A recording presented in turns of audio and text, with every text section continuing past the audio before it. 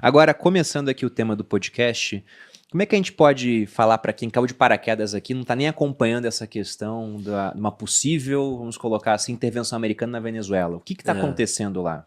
Bom, acho que o primeiro contexto é lembrar o que a Venezuela era e o que ela virou, né? Uhum.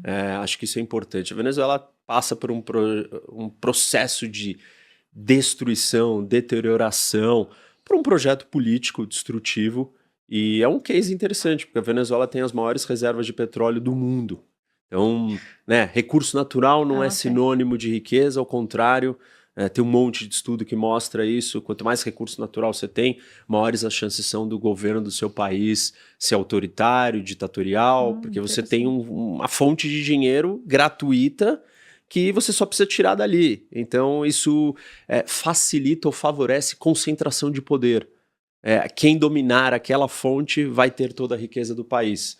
Normalmente, os países que têm muitos recursos naturais num único commodity vão ser ditaduras. Talvez a exceção a isso seja a Noruega e os Estados Unidos hoje, que é o maior produtor de petróleo, por causa da tecnologia, do xisto e tal. Mas assim, todos os outros países que você olha no mundo que têm grandes reservas de petróleo são ditaduras. Eu achei que você ia falar da maldição holandesa. É Porque uma lá- das teorias que explica isso, mas não é a acharam muito única. gás natural e a Holanda ficou muito dependente desse setor, e quando o gás É. acaba, a economia estava dependendo daquilo, né? Uhum. Mas do ponto de vista político, eu não tinha parado para pensar nisso, de que geralmente você vê esse excesso de recurso natural acarretando um processo onde o país ele acaba sendo ditatorial. Mas Porque a pensa, Holanda né? não Você é tem ditatorial. um lugar ali onde está o dinheiro. E se você conseguir controlar aquele lugar, você domina o poder, você domina tudo. Uhum. Então, favorece. Não é que a economia está diversificada e distribuída na mão de muitas pessoas. E normalmente, quando você está falando de petróleo, no mundo inteiro, quem é dono do petróleo? O Estado. Uhum. Sei lá, raros países, Estados Unidos não é assim, né? Você cavar no terreno da sua casa e encontrar petróleo, você ficou bilionário. Se acontecer isso no Brasil, É do já Estado. era. O que está acima do solo é seu, o que está abaixo. É do Estado. Então, nesse sentido, favorece as ditaduras, cria uma fragilidade econômica, porque você depende de um único setor, de uma única atividade. Então tem uma série de problemas. E, óbvio, associado a isso, um projeto político com uma ideologia retrógrada, atrasada e problemática. E aí isso vem do Chaves, que passou esse trono para o Maduro, e eles conseguiram destruir o país. São décadas no poder, são mais de 8 milhões de venezuelanos que deixaram a Venezuela fugindo de uma situação, não é de guerra, é uma situação simplesmente Sistema pobreza. de um fracasso, Miséria, um fracasso político, um projeto de poder ditatorial que destruiu a sociedade, a cultura, a economia, a própria riqueza do petróleo, que não foi reinvestido. A PDVSA, né, que é a empresa nacional venezuelana, é um fracasso, porque o petróleo venezuelano ele não é um petróleo rico, no sentido ele não é leve, ele precisa ser refinado. É tipo do Brasil, né? Tipo, não é dos melhores, não é da Arábia Saudita, diríamos assim, né? Que é um petróleo que você precisa de menos refino. Se você precisa de mais refino, você precisa de mais indústria. Então você precisa reinvestir o tempo inteiro. Não foi feito, corrupção, uma vaca leiteira gigante, a PDVSA para os projetos populistas. E aí a Venezuela está nessa, né? Nessa destruição. Nós tivemos uma eleição há pouco tempo atrás e foi uma eleição muito roubada. O Maduro passou de todos os limites na maneira como ele roubou. Tanto que mais de 50 países não reconhecem ele como o presidente eleito e não reconhecem o resultado da eleição. E aí a oposição ficou ali, mas para tomar o poder de volta tem que ser na força. E esse é o impasse que nós estamos.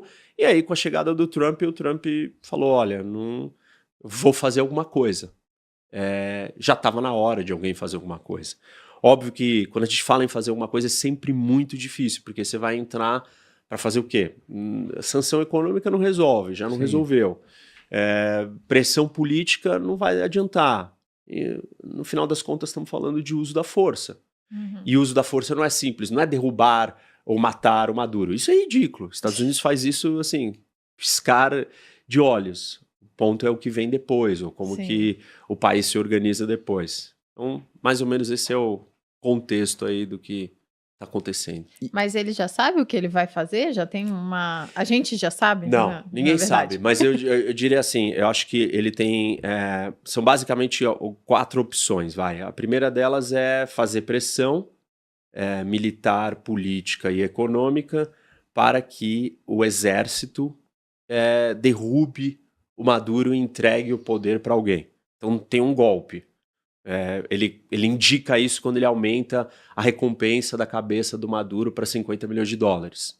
Então esse ele está falando para alguém lá de dentro, ó, derruba ele que você vai ganhar 50 milhões de dólares. Ele dobrou a recompensa, basicamente, né? 25 milhões de dólares. E botou as forças militares na costa da Venezuela, né? Navios, submarino, avião, tudo. Então esse seria o jeito mais suave, mais simples. Além dessa forma, você tem uma segunda maneira, é o Maduro fugir, embora. Decidir que ele vai pedir asilo em algum lugar. Já vi vídeos feitos por Yaker ele falando isso. Então, é uma possibilidade. O Assad, no final, quando percebeu que ia cair, fugiu e saiu correndo e foi para a Rússia. Tá morando lá. Né? Então, enfim, tem essa possibilidade. A outra é os Estados Unidos matar ele com um ataque de míssil ou drone. E uma quarta, que é a mais improvável para mim, é os Estados Unidos fazer uma intervenção militar com uma entrada militar dentro do país. Tipo uma ocupação mesmo. É uma espécie de uma ocupação. Essa eu acho, assim, totalmente fora de cogitação, pelo que o Trump acredita, pelo que ele fala, e porque não vai ter apoio popular, e ninguém quer isso. Os Estados Unidos já passou por 2 experiências ao longo dos anos. Seria muito dinheiro também. Iraque, Afeganistão, não deu certo. Você entra para sair depois. Você não sai nunca mais, assim. E quando tem uma força estrangeira dentro de um país, aquilo é bode expiatório para forças políticas falarem, tá vendo? Nós estamos nessa situação porque tem um império imperialista que entrou aqui dentro e está nos destruindo. Então você dá força para ideias retóricas políticas que hoje não estão na equação. Então, é muito complicado, não acho que isso existe. Apesar de que tem treinamento militar de operação de invasão. E existe um precedente, né, no Panamá, com o que foi feito nos anos 80, que os Estados Unidos fez isso. Entrou, invadiu, caçou, até prender o ditador e levar ele para a cadeia nos Estados Unidos. Então isso aconteceu. Mas saíram em pouco tempo ou ficaram muito tempo lá? Ficaram uns mais de 30 dias. Então foi pouco tempo relativamente que eu digo. Mas assim, hoje eu não acho que é simples você só entrar, fazer isso e deixar um vácuo assim. Uhum. Não sei, não me parece que esse é o caminho. Até porque a última operação que o Trump fez militar foi com o Irã. E foi um negócio limpo de algumas horas e pronto, acabou. E ele recebeu muitas críticas de gente do movimento MAGA, apoiadores deles que falaram, não tem que atacar o Irã. E ele atacou, mas ele atacou de uma maneira assim, sem nenhuma consequência, sem nenhum risco, sem nenhuma duração mais longa daquele problema. Foi agora que ele entrou lá e... Só bombardeou e pronto. Uhum. Então, eu acho que esse é o modelo, essa é a doutrina Trump que está se desenhando, porque foi um grande sucesso. Foi efetivo, não trouxe problema, não trouxe grandes consequências, não virou uma grande guerra. Então todo mundo deve estar olhando e falando, desse jeito parece que é seguro. Vamos assim. E aí, vamos assim, então seria matar o Maduro. Eu fiquei pensando, o que ele vai fazer então? Ele vai bombardear a Casa Branca do Maduro? Bombardear o Maduro, mandar um drone, matar o Maduro. Acho que esse é o caminho mais fácil. Tem um dado interessante que é um termômetro para a gente perceber isso. Recentemente, há poucas semanas, ele mandou um comunicado para o Congresso americano, confidencial, dizendo que os Estados Unidos estão em estado de conflito armado contra o narcotráfico. Vulgo, juridicamente, é dizer, nós estamos em guerra contra o narcotráfico. E para quem não sabe, né, o Maduro e o regime venezuelano se tornou um narco-estado. Então, os cabeças do regime da Venezuela estão totalmente interligados com o tráfico de drogas internacional, com cartéis que foram sancionados. Então, a guerra ao Maduro, quer dizer que está em guerra contra o narcotráfico é dizer que está em guerra contra o Maduro. E isso já foi colocado, e isso é uma espécie de preparação jurídica para dizer, olha, eu tenho poderes de guerra, em breve eu posso atacar o país ou o líder de uma nação, porque, na verdade, ele está ligado a cartéis de droga. E do lado do Maduro, porque esses cenários que você colocou, logicamente, ele também tem na mesa, né? Ele sabe os possíveis desfechos dessa querela com os Estados Unidos. O que ele está fazendo para evitar perder o poder na Venezuela? Porque ele falou que queria dialogar, por exemplo, e aparece aqueles vídeos dele treinando a milícia venezuelana, né? Vira até memes, né? Bom, assim, resistir não existe nenhuma chance. Venezuela é uma piada completa perto da força americana. Os Estados Unidos não mandou nem porta-aviões, mandou mini porta-aviões. São porta-aviões de outros países, mas eles nem chamam de porta-aviões aquilo. Mandou submarino nuclear, mandou caças, não tem discussão. É muito díspare. Eu ouvi uma analogia que era Popó contra Bambam, entendeu? 30 segundos. É uma coisa boba, assim, não tem. Se os Estados Unidos quiser qualquer objetivo militar que ele almejar, militar, não político, almejar dentro da Venezuela, tá feito, tá alcançado. Agora, o que o Maduro pode fazer? Tentar conversar, que é o que ele tá dizendo, que ele quer conversar. Inclusive tem envolvido outros países. Por incrível que pareça, o Catar tá tentando mediar isso. O Catar se mete em todos os problemas do mundo como um possível mediador. É uma forma dele conseguir poder, é um país pequeno, isso dá relevância para ele, né? Tem que falar com o Catar, como o Catar é um intermediário, e o Catar está tentando, e o governo americano não tem deixado. E por que isso é um outro sinal importante? Porque o Trump tem uma proximidade muito boa com o Catar. Ganhou o avião, né?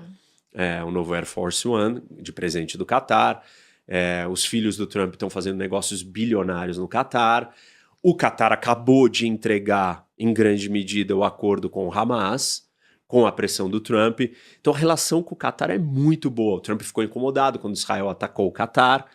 E o fato do Catar tentar entrar para mediar isso e os Estados Unidos virar e falar assim, não, esquece Catar. Fica quieto que eu já sei o que eu vou fazer. Sai daqui, tipo porque isso. aqui não tem conversa, não tem diplomacia. É um ponto importante, porque tudo que o Catar está tentando fazer tem ouvidos na Casa Branca. Então eu acho que é mais um sinal que nós estamos muito próximo dessa ação militar americana na Venezuela. Eu acho que ela é uma ação para derrubar o Maduro. Então ele não pode fazer muita coisa. Não. Assim, ele pode tentar, mas eu não acho que tem nenhuma saída.